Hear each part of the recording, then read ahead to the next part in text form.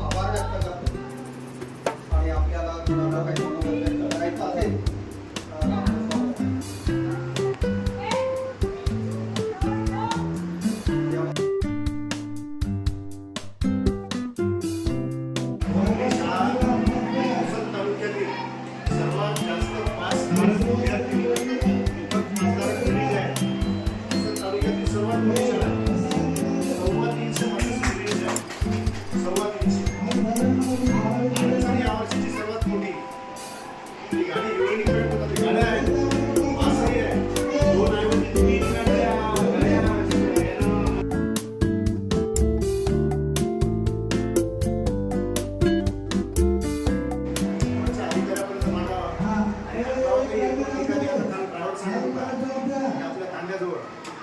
गाडी जायला अडचण होईल सर म्हणे कारण पाऊस पडत आहे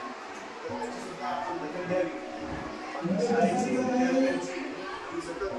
काळजीच घेतो शिक्षक